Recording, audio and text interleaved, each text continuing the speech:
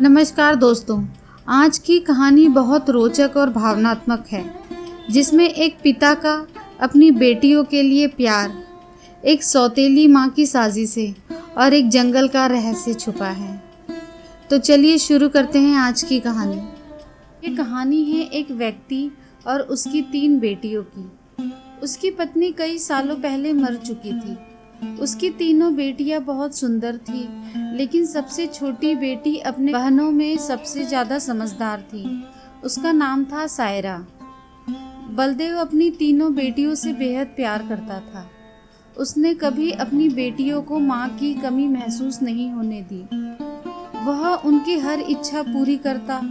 अब बलदेव की बेटियां बड़ी हो चुकी थी और अपने पिता के लिए खाना बनाने लगी थी, घर का काम करने लगी थी। जब बलदेव काम के सिलसिले में बाहर जाता तो उसकी तीनों बेटियां उसके लिए खाना बनाती, खाना तैयार करके देती। उसी गांव में एक विधवा औरत रहती थी जिसका एक बेटा था।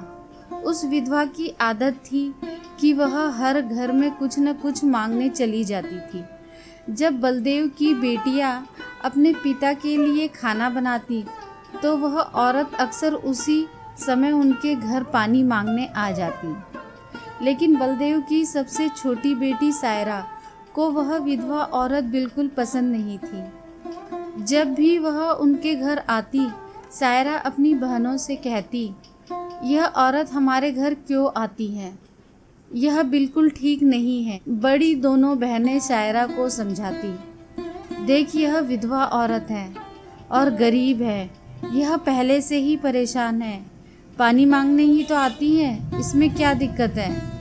अगर हमारे घर से पानी ले जाती है तो इसमें तुम्हारा क्या नुकसान है? सायरा अपनी बहनों की बात सुनकर चुप हो जाती, लेकिन वह कहती, देख लेना, यह औरत एक दिन हमारे लिए मुसीबत बन जाएगी। यह सिलसिला चलता रहा। वह औरत रोज उनके घर पानी लेने आती और मौका पाकर बलदेव के खाने में मिट्टी मिला देती। बलदेव ने जब अपने खाने में खराबी महसूस की तो उसने सोचा कि मेरी छोटी बेटी खाना बनाती है, शायद उससे कोई भूल हो गई होगी। वह अपनी बेटियों से बहुत प्यार करता था। वह नहीं समझ पा रहा था कभी कि मेरी बेटियां कभी मेरे साथ कुछ गलत हरकत करेगी, और उसे विश्वास था कि मेरी बेटियां कभी मुझे गलत खाना भी नहीं देगी। लेकिन हर दिन यही सिलसिला चलता रहा।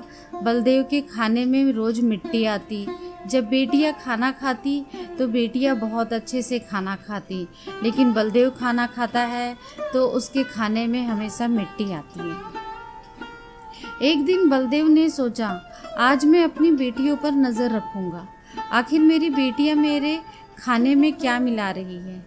जब उसकी बेटियां खाना बनाने लगी तो वह छुपकर उन्हें देखने लगा। उसकी बड़ी बेटी साफ पानी से दाल धो रही थी, दूसरी बेटी सब्जी बना रही थी और सबसे छोटी बेटी सायरा बर्तन साफ कर रही थी जिनमें खाना परोसना जाना था। कुछ ही देर में खाना तैयार हो गया। खाने में कोई खराबी नहीं थी। बलदेव परेशान था, लेकिन अचानक उसने जो देखा तो वह स्तब्ध रह गया। उसने देखा कि वही विधवा औरत उनके घर पानी लेने आई है और उसकी छोटी बेटी सायरा उससे बहस कर रही है। उसकी दूसरी बहनें सायरा को समझा रही है, कोई बात नहीं सायरा, यह विधवा औरत है, हमारे घर पानी लेने आई है, इसे पानी लेने दो, यह पानी लेके चली जाएगी। लेकिन उस विधवा औरत ने पानी लेने के बहाने नज़र बचाकर बलदेव के खाने में मिट्टी मिला दी और सारा खाना खराब कर दिया। यह देखकर बलदेव को बहुत गुस्सा आया। अगले दिन बलदेव ने उस विधवा औरत को अपने घर बुलाया और गुस्से में पूछा, तुम्हारी हिम्मत कैसे हुई मेरा खाना खराब करने की? वह औरत नाटकीय अंदाज में बलदेव के पास आई और उसके कंधे पर हाथ रखकर बोली, अरे मैं तो ये देख रही थी कि तुम अपनी बेटियों से सचमुच प्यार करते हो या नहीं। खाना खराब होने पर तुम उन्हें डांटते हो या नहीं, लेकिन तुम तो बहुत अच्छे इंसान निकले। बलदेव उसके व्यवहार से प्रभावित होकर कुछ कहने की बजाय उसे अपनी पत्नी बनाने का फैसला कर लिया। कुछ ही दिनों में उसने अपनी बेटियों की मर्जी के बिना उस विधवा औरत से शादी कर ली और उसे अपने घर ले आया। शादी के कुछ ही दिनों बाद वह विधवा औरत बलदेव की तीनों बेटियों से बहुत नफरत करने लगी। वह चाहती थी कि किसी भी तरह बलदेव की बेटियां इस घर से चली जाए। उसने उन्हें घर से निकालने के लिए तरह तरह की साजिशें रचना शुरू किया। वह सोचती थी अगर बेटियां घर से चली जाएगी तो वह और उसका बेटा आराम से सुखी जिंदगी जी सकेंगे। साथ ही बलदेव का पूरा ध्यान सिर्फ उसके और उसके बेटे के ऊपर रहेगा। वह जानती थी कि बलदेव अपनी बेटियों से बहुत प्यार करता है और उन्हें जरा भी दुखी नहीं होने देगा। उसका बेटा हमेशा महंगे कपड़े पहनकर घूमता था जिससे वो आधुनिक लगता था, लेकिन सौतेली माँ ने बलदेव की तीनों बेटियों को घर का सारा काम करने पर मजबूर कर दिया। वह उन्हें ठीक से पेट भर खाना भी नहीं देती थी और धीरे धीरे उनकी दूसरी ज़रूरतें भी कम कर दी। तीनों बहनें हर समय दुखी रहने लगी। एक दिन दोनों बड़ी बहनें रो रही थी। सायरा अपनी बड़ी बहनों के पास आई और बोली, प्यारी बहनों, आओ हम तीनों कहीं बाहर चलें ताकि हमारा मन हल्का हो जाए। फिर वो तीनों बहनें घर से निकल गई और चलते चलते एक घने जंगल में जा पहुंची। वहां एक बड़े बरगद के पेड़ के नीचे बैठकर वो रो रही थी और रो रो कर अपनी माँ को याद कर रही थी। तभी उनके पास से एक बूढ़ा साधु गुजरा। सायरा जमीन पर बैठी रो रही थी और कह रही थी, हे भगवान, हम बेचारी लड़कियां हैं और बहुत दुखी है। आप देख रहे हैं कि हमारी सौतेली माँ हम पर कितना अत्याचार करती है। हम कई दिनों से भूखे हैं। साधु पास ही खड़े थे, उनकी बातें सुन रहे थे। फिर वे सायरा से बोले, बेटियों, तुम तीनों यहाँ इस पेड़ के नीचे रोज आती हो, तुम्हें क्या दुख है? तुम मुझे बता सकती हो? सायरा ने रोते हुए साधु को सारी बात बता दी। उनकी बात सुनकर साधु को बहुत दुख हुआ। वे बोले, बेटी, यहाँ से थोड़ी दूर पर मेरा आश्रम है। मैं वहाँ रहता हूँ और भगवान की भक्ति करता हूँ। मेरे आश्रम के बाहर एक आम का पेड़ लगा है जिस पर पके हुए आम लगे हैं। तुम जाओ और उस पेड़ से जितने चाहे आम तोड़कर खा लो। यह सुनकर तीनों लड़कियां खुशी खुशी उस आश्रम के पास पहुंची। उन्होंने देखा कि पेड़ पर बहुत ही रसीले और मीठे आम लगे हैं। उन्होंने एक एक आम तोड़ा और बैठकर मजा लेते हुए खाने लगी। जब उनका पेट भर गया तो उन्होंने साधु का धन्यवाद किया और घर वापस आ गई। इसके बाद जब उनकी सौतेली माँ उन्हें खाना नहीं देती तो सोचती कि ये खाना नहीं मांग रही है, मैंने भी नहीं दिया और मैं दूंगी भी नहीं। इसके बाद जब उनकी सौतेली माँ उन्हें खाना नहीं देती तो वो रोज़ बगीचे जाती और उन आमों को खाकर अपना पेट भर लेती। धीरे धीरे उन्होंने अपनी सौतेली माँ का दिया हुआ खाना पूरी तरह छोड़। इस तरह उनकी सौतेली माँ उन्हें खाना नहीं देती और लड़कियां भी घर में कभी खाना नहीं मांगती। लेकिन सौतेली माँ सोचती कि ये लड़कियां खाना भी नहीं मांग रही है, अगर मांगेगी तो मैं इनसे लड़ाई करूँगी, लेकिन ये मांग क्यों नहीं रही है और खुश भी नज़र आ रही है। ऐसा लग रहा है जैसे ये कहीं से कुछ खा कर आई है, इनका पेट भरा है। सौतेली माँ यह सोचती रही। फिर सौतेली माँ ने उन्हें खाना दिया तो उन्होंने खाना खाने से मना कर दिया और वे जाके सो गई। सौतेली माँ उनकी सेहत देखकर हैरान थी। उसने अपने बेटे को बुलाया और कहा, मैं इन लड़कियों को खाने में कुछ नहीं देती, मैं इनसे इतना सारा काम करवाती हूँ, इन्हें अपमानित करती हूँ, फिर भी इन्हें चेहरे पर एक अजीब सी चमक है। इनमें से कोई बीमार भी नहीं पड़ती बल्कि इनकी खूबसूरती बढ़ती जा रही है। और मेरा बेटा, जिसे मैं इतना अच्छा खाना देती हूँ, वह उनके सामने फीका लगता है। अगले दिन जब वे लड़कियां बगीचे की तरफ गई तो सौतेली माँ ने अपने बेटे को पीछा करने के लिए भेज दिया। जब तीनों लड़कियां आम तोड़कर खा रही थी तो सायरा ने अपने सौतेले भाई को देख लिया। उसने बाकी बहनों से कहा, यह लड़का हमारा पीछा कर रहा है, मैं इसे यहाँ से भगा देती हूँ। फिर सायरा ने अपने हाथ में पकड़ा हुआ आम छुपा लिया और बोली, अगर यह अपनी माँ को सब बता देगा तो यह हमारे लिए परेशानी का कारण बन सकता है। लेकिन सायरा की दूसरी बहन ने बोली, सायरा तुम कैसी बातें कर रही हो, यह बेचारा बेकसूर है। सायरा की बड़ी बहन ने बोली, हमारी सौतेली माँ हमें तंग करती है, यह तो हमें कुछ नहीं कहता।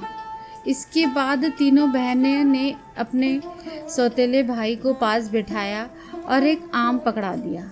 इस सौतेले भाई ने आम नहीं खाया और जल्दी से अपनी माँ के पास आकर कहने लगा, माँ, वो लड़कियाँ भूखी नहीं रहती, वे तो बगीचे में एक पेड़ से आम तोड़कर खा लेती है। उसी पेड़ के पास एक साधु भी भक्ति कर रहे थे और उन्होंने भी उन्हें रोकने की कोशिश नहीं की। यह सुनकर सौतेली माँ को बहुत गुस्सा आया। वह सोचने लगी, मैं इन लड़कियों को आम खाने से कैसे रोकूं। पूरा दिन वह गुस्से में रही। शाम को बलदेव घर में लौटा तो उसने उसकी बीवी को परेशान देखा। वह बोला, तुम्हें क्या परेशानी है, क्यों उदास बैठी हो? वह कहने लगी, मेरे गले में बहुत तेज दर्द है और यह किसी दवा से ठीक नहीं होगा। बलदेव ने पूछा, तो फिर कैसे ठीक होगा? वह तुरंत बोली, बगीचे में एक आम का पेड़ है जिस पर पीले पीले आम लगते हैं। वह आम बहुत रसीले हैं। अगर तुम उस पेड़ को जड़ से कटवा दो और उसकी जड़ें उबाल कर दवा बना लो और मैं गले पर लगाऊं तो मेरा दर्द ठीक हो सकता है। बलदेव ने कहा, बस इतनी सी बात? फिर उसने कुछ आदमियों को बुलाया और उन्हें पैसे देकर कहा, बगीचे में एक आम का पेड़ है, तुम लोग उसे जड़ से उखाड़ फेंको और उसकी जड़ें मुझे ला कर दो। कुछ ही घंटे में वे आदमी पेड़ को जड़ से उखाड़कर उसकी जड़ें बलदेव के पास ले आते हैं। बलदेव ने जल्दी से आग जलाकर उन जड़ों से दवाई बनाई और अपनी बीवी के गले पर लगाई। थोड़ी ही देर में उसकी बीवी कहने लगी, अब मुझे आराम है। अगले दिन जब तीनों बहनें बगीचे में गई तो उन्होंने देखा कि आम का पेड़ किसी ने जड़ से उखाड़ दिया है। यह देखकर वो बहुत परेशान हो गई और उन्होंने सोचा, हम अब क्या खाएंगे। तभी वो तीनों लड़कियां बैठकर वहां रोने लगी। उनके रोने की आवाज़ सुनकर साधु अपने आश्रम से बाहर आए। वे समझ गए कि लड़कियां क्यों रो रही है। वे बोले, इसमें रोने की क्या बात है, भगवान तुम्हें इससे भी बेहतर कुछ देंगे। फिर साधु ने अपनी उंगली से जमीन की तरफ इशारा किया और वहाँ एक छोटा सा कुआं बन गया जिससे पानी की जगह शहद बह रहा था। उन्होंने उन लड़कियों को एक मिट्टी का बड़ा बर्तन दिया और कहा, जितना चाहो यहाँ से शहद पी लो। लड़कियाँ बहुत खुश हुई और मिट्टी के घड़े से शहद भरकर पीने लगी। जब उनका पेट भर गया तो वे साधु का धन्यवाद कर घर वापस आ गई। इसके बाद उनका रोज़ का नियम हो गया कि वे कुएं के पास जाती और मिट्टी के घड़े में शहद भरकर पी लेती। लेकिन उसकी सौतेली माँ उन लड़कियों की सेहत देखकर और ज़्यादा परेशान और हैरान हो गई। उसने अपने बेटे को बुलाया और कहा, मैंने तो बगीचे से आम का पेड़ का नामो निशान ही मिटा दिया था, फिर ये लड़कियों की सेहत पर कोई असर क्यों नहीं पड़ रहा? मैं तो इन्हें पेट भर खाना भी नहीं देती, आखिर ये ऐसा क्या खा रही है जिससे इनकी सेहत इतनी अच्छी हो रही है। उसने अपने बेटे से कहा, इनका पीछा करो और पता लगाओ ये क्या खाती है। उसका बेटा फिर से अपनी बहनों का पीछा करने लगा और पीछा करते करते बगीचे में गया। जब तीनों बहनें मिट्टी के घड़े से शहद पी रही थी तो सायरा ने पीछे मुड़कर देखा। उसने अपने सौतेले भाई को चुपचाप खड़ा देखकर बाकी बहनों से कहा, देखो ये लड़का फिर हमारा पीछा कर रहा है। सायरा ने अपनी बहनों से कहा, तुम लोग जल्दी उठो और इसे यहाँ से भेजो, क्योंकि अगर इसने हमारे कुएं को देख लिया तो ये घर जाकर सब बता देगा और फिर से हंगामा खड़ा हो जाएगा। लेकिन सायरा की बड़ी बहनें उसे डांटने लगी, तुम्हारा आखिर मसला क्या है? माना कि हमारी सौतेली माँ हम पर जुल्म करती है, लेकिन इसमें इस बेचारे का क्या कसूर है?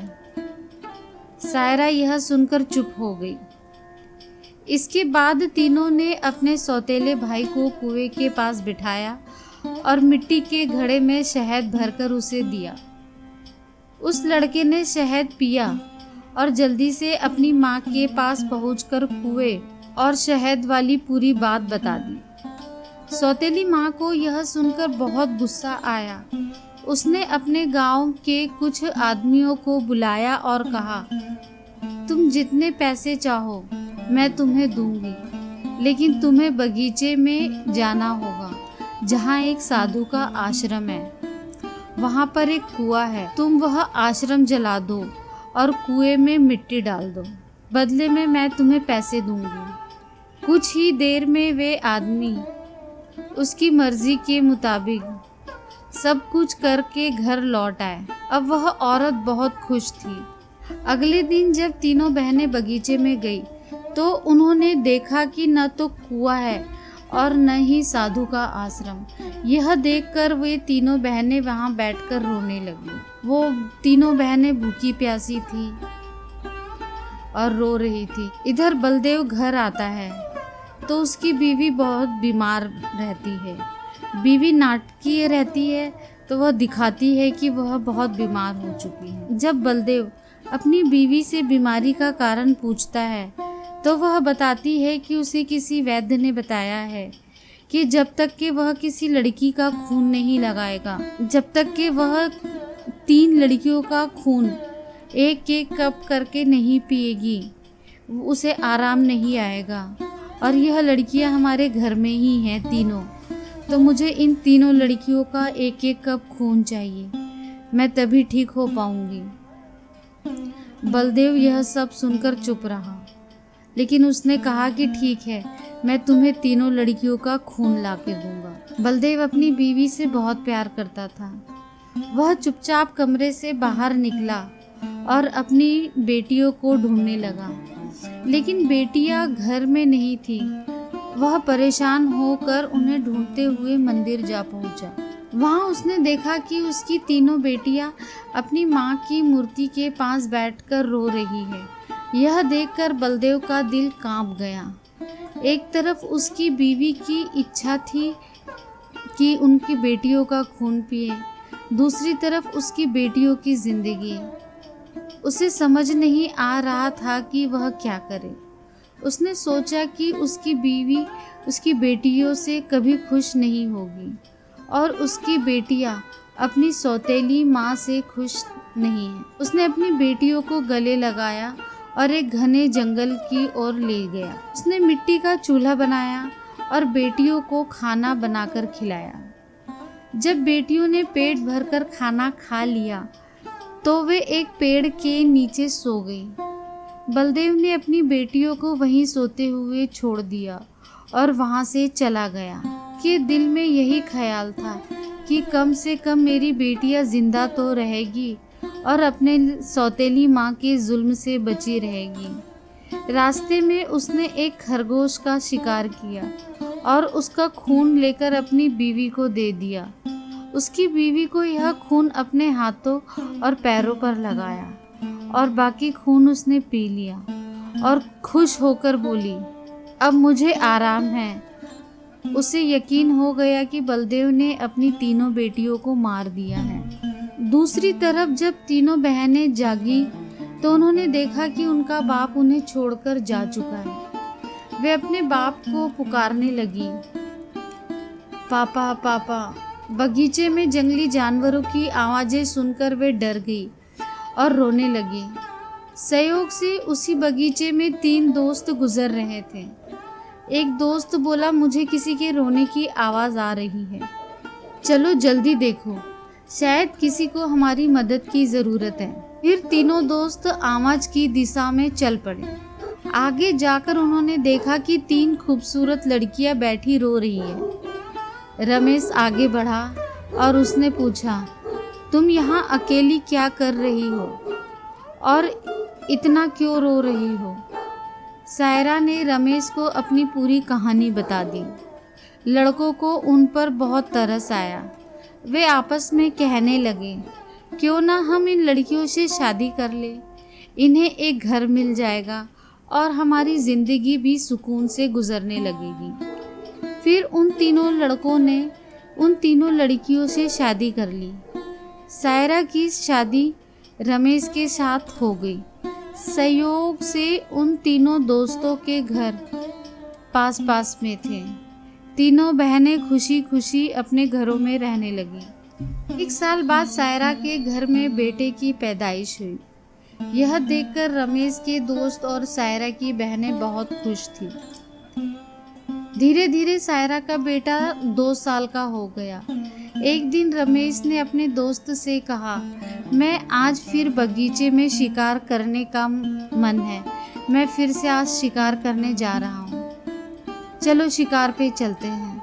लेकिन उसके दोस्तों ने मना कर दिया और बोले, हमें किसी ज़रूरी काम से जाना है, हम तुम्हारे साथ बगीचे में नहीं जा सकते।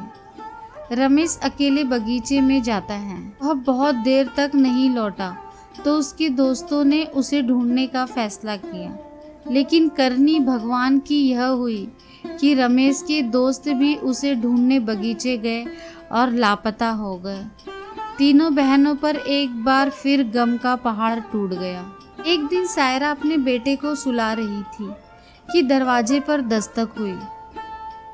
उसने जल्दी से जाकर दरवाज़ा खोला तो देखा कि एक बुजुर्ग तांत्रिक, जिसने नीले रंग के कपड़े पहने थे, दरवाजे पर खड़ा है।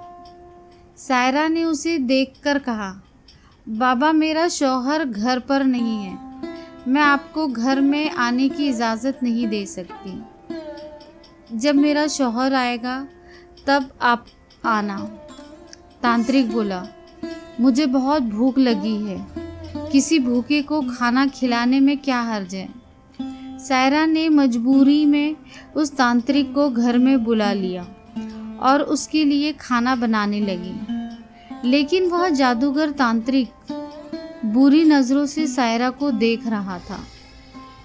फिर वह जादूगर उठकर सायरा के करीब आया और बोला, सुनो लड़की, तुम मुझे बहुत अच्छी लगती हो, अपने बेटे को छोड़ दो और मुझसे शादी कर लो। सायरा डर के मारे कांपने लगी और बोली, बाबा, आप कैसी बातें कर रहे हो, मैं शादीशुदा हूँ और एक बच्चे की माँ भी हूँ, आपकी हिम्मत कैसे हुई ऐसे कहने की। यह सुनकर तांत्रिक को बहुत गुस्सा आया। उसने अपने जादू से सायरा को बिल्ली बना दिया और उसके गले में रस्सी डालकर उसे खींचते हुए ले जाने लगा। उसका बेटा जोर जोर से रो रहा था। सायरा की बहनों ने जब उसके बेटे के रोने की आवाज़ सुनी तो वे भागती हुई उसके घर में आई। उन्होंने सायरा के बेटे को गले लगाया और अपनी बहन को घर में ढूंढने लगी, लेकिन उन्हें सायरा कहीं नज़र नहीं आई क्योंकि सायरा अब गायब हो चुकी। वक्त इसी तरह गुजरता रहा। अब सायरा को गुम हुए 14 साल हो चुके थे। वक्त बहुत लंबा था, गुजर गया था। इस दौरान सायरा का बेटा जवान हो गया था। उसे उसकी दोनों मौसियों ने मिलकर पाला था। एक दिन सायरा की मौसियों ने उसे उसकी माँ के बारे में सच बताया। यह सुनकर वह बहुत परेशान हो गया और बोला, मौसी, आज मैं अपनी माँ बाप को ज़रूर ढूंढने जाऊँगा। उसकी मौसियों ने उसे समझाते हुए कहा, बेटा, जो होना था वह हो चुका, जो जाना था वे चले गए। अब हम तुम्हें नहीं खोना चाहते। हमारे शौहर भी बगीचे गए थे और वे भी कभी वापस नहीं आए। अगर तुम भी चले गए तो हम किसके सहारे जिएंगे? लेकिन लड़के ने कहा, मौसी, आप फिक्र मत कीजिए, मैं अपने माँ बाप और बाकी सबको ढूंढकर वापस ज़रूर लाऊंगा। फिर वह लड़का बगीचे की तरफ निकल पड़ा। कई दिनों तक बगीचे में इधर उधर भटकता रहा, लेकिन उसे सब कुछ समझ नहीं आया। वह अपने माँ बाप को कहीं ढूंढे। इसी तरह तलाश करते करते वह एक ऐसे इलाके में पहुंचा जो पूरी तरह कांटों से भरा था। वहां उसने कांटों की दीवारें देखी और एक छोटा सा पत्थर का मंदिर देखा। वह गौर से उस मंदिर को देख रहा था कि तभी उस मंदिर से एक बुजुर्ग बाहर आए और बोले, बेटा, तुम यहाँ नए लगते हो, तुम्हें इस खतरनाक इलाके में आने की क्या ज़रूरत थी? लड़के ने जवाब दिया, बाबा जी, मैं अपने माँ बाप और ताया जी को यहाँ ढूंढने आया हूँ। मेरी माँ को एक जादूगर ने बिल्ली बनाकर अपने साथ ले गया था। साधु बोले, बेटा, यह इलाका बहुत बड़े जादूगर का है। वह बहुत ताकतवर है। जो भी उससे टकराता है या उससे उलझता है, वह उसे कांटों का बना देता है। ये जो तुम अपने आस पास कांटे देख रहे हो, ये भी कभी इंसान थे। जादूगर ने इन्हें कांटों में बदल दिया। कुछ साल पहले यहाँ एक नौजवान आया था। उसके बाद उसके पीछे 2 और नौजवान आए। जादूगर ने उन्हें पेड़ और कांटों में बदल दिया और उसने एक पवित्र लड़की को भी 12 साल से कैद करके रखा है। वह जादूगर उस लड़की से शादी करना चाहता है, लेकिन वह लड़की किसी भी तरह मान नहीं रही। बुजुर्ग की बातें सुनकर लड़का सोचने लगा, यकीनन यह मेरी माँ है और ये लोग मेरे ही परिवार के लोग हैं। आखिरकार मैंने अपनों को ढूंढ ही लिया। इसके बाद लड़के ने बुजुर्ग को अपनी सारी कहानी बताई और कहा, बाबा जी, आप मेरी मदद करें। इन बेकसूर लोगों को बचाने का कोई तरीका बताएं। साधु, जिनका आश्रम कभी सायरा की सौतेली माँ ने जलवा दिया था, मुस्कुराए और बोले, बेटा, भगवान हमेशा अच्छे लोगों की मदद करता है। तुम्हें हिम्मत नहीं हारनी चाहिए। साधु मजबूरन उस खतरनाक इलाके में रहने लगे थे। उन्होंने लड़के से वादा किया और तुम्हारा साथ ज़रूर दूंगा। साधु सोचने लगा, क्या पता इस लड़के की माँ को छुड़वाने से बाकी कैदियों को भी जादूगर की कैद से आज़ादी मिल जाए। साधु ने गांव वालों को बताया, यह मेरा पोता है जो दूसरे गांव से मुझसे मिलने आया है। जब जादूगर को शक हुआ तो गांव में कोई नया लड़का आया है तो वह तुरंत साधु के पास पहुंचा और पूछने लगा, यह कौन है? साधु ने जवाब दिया, यह मेरा पोता है। इस तरह जादूगर और लड़के की मुलाकात हुई। लड़का अपनी पहचान छुपाकर जादूगर से मिलने लगा। जादूगर ने लड़के को कहा, तुम बहुत समझदार लगते हो और अपने दादा की तरह नेक और भोले हो। कल तुम मेरा एक काम करोगे? मैं तुम्हें एक मंदिर में भेजूंगा जहाँ एक लड़की को मेरा संदेश देना। मैं उससे शादी करना चाहता हूँ। लड़का समझ गया कि वह अपनी माँ से मिलने जा रहा है। लड़का बहुत खुश हुआ और सोचने लगा कि वह अपनी माँ के लिए माला ले जाएगा। उसने योजना बनाई कि सही वक्त आने पर वह अपनी माँ को पहचानने के लिए अपनी पहचान जाहिर करेगा। सायरा की शादी के वक्त रमेश ने उसे एक कंगन दिया था जिस पर उसका नाम लिखा था। बाद में सायरा ने यह कंगन अपने बेटे को पहना दिया था। सालों बाद वह कंगन बड़ा करके दोबारा बनाया गया और लड़का अब भी वह कंगन पहनता था। साधु ने लड़के से कहा, अपना कंगन माला में छिपा दो। जब तुम्हारी माँ इसे देखेगी तो वह तुम्हें तुरंत पहचान लेगी, लेकिन यह काम आसान नहीं होगा। जादूगर ने सायरा की निगरानी के लिए एक राक्षस तैनात कर रखा है जो हर वक्त सख्ती से नजर रखता है। जादूगर साधु की बहुत इज्जत करता था और उनके पोते को नेक समझता था। उसने लड़के को माला देकर रोजाना सायरा के पास भेजना शुरू किया। लड़के की कम उम्र महज 14 साल की वजह से जादूगर को उस पर कोई शक नहीं हुआ। सायरा को एक कमरे में कैद करके रखा गया था जहां किसी मर्द को जाने की इजाज़त नहीं थी। लड़का रोज़ाना माला लेकर सायरा के पास जाता और वहां जादूगर की एक दासी हमेशा सायरा के साथ रहती थी। एक दिन किस्मत ने लड़के का साथ दिया। ऐसा मौका मिला जब कमरे में सायरा के सिवा कोई नहीं था। लड़के ने जल्दी से अपनी कलाई से कंगन उतारा और माला में छुपाकर सायरा के कदमों में रख दिया। जैसे ही माला ज़मीन पर रखी, कंगन की आवाज़ हुई। सायरा ने हैरानी से माला उठाई और उसमें बंधे कंगन को पहचान लिया। यह वही कंगन था जो उसने सालों पहले अपने बेटे को पहनाया था। सायरा की नज़रें फौरन माला वाले लड़के की तरफ उठी। दोनों की नज़रें मिलते ही हकीकत साफ हो गई। जादूगर ने सायरा को कैद कर रखा था, लेकिन उसका बेटा अपनी माँ को आज़ाद कराने का मंसूबा बनाए हुए था।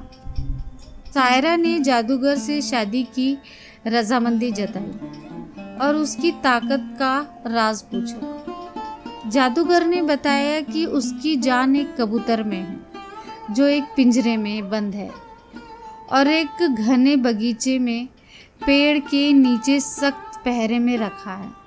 सायरा ने यह राज अपने बेटे को बताया, लेकिन उसे खतरे से बचाने के लिए जाने से मना कर दिया। फिर भी बेटे ने अपनी माँ को यकीन दिलाया कि वह कामयाब होकर लौटेगा। कई दिनों की मेहनत के बाद वह बगीचे में पहुंचा। एक मौका देखकर उसने कबूतर को पिंजरे से निकाल दिया और जादूगर के मंदिर तक जा पहुंचा। जादूगर उसे देखकर कबूतर की वापसी की भीख मांगने लगा। लड़के ने चालाकी से जादूगर से सभी कैदियों को आज़ाद करवाया। इसके बाद उसने कबूतर के पंख खींचे, जिससे जादूगर की ताकत खत्म हो गई। अंत में उसने कबूतर की गर्दन मरोड़ दी, जिससे जादूगर मर गया। लड़के ने अपनी माँ सायरा, पिता रमेश और बाकी सभी कैदियों को आज़ाद करवा दिया। फिर वे सब साधु के पास पहुँचे। सबने साधु का धन्यवाद किया और अपने घर लौट आए।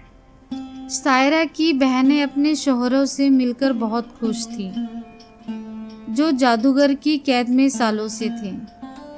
अब लड़कियों के पिता को भी यह बात पता चली तो लड़कियों के पिता भी बहुत खुश थे और वे उस गम में डूबे हुए थे कि उन्होंने अपनी बेटियों को खो दिया। लेकिन लड़कियों से मिलने के बाद खुश हो गए और उन्हें गले लगाकर रोने लगे। उन्होंने अपनी बेटियों से माफ़ी मांगी और बताया कि उनकी बीवी की साजिशों की वजह से यह सब हुआ। बेटियों ने अपने पिता को तसल्ली दी और कहा, हम अपनी जिंदगियों से खुश हैं। उनके पिता ने बताया कि उनकी सौतेली माँ, जो उन पर जुल्म करती थी, एक भयानक बीमारी का शिकार होकर इस दुनिया से चली गई।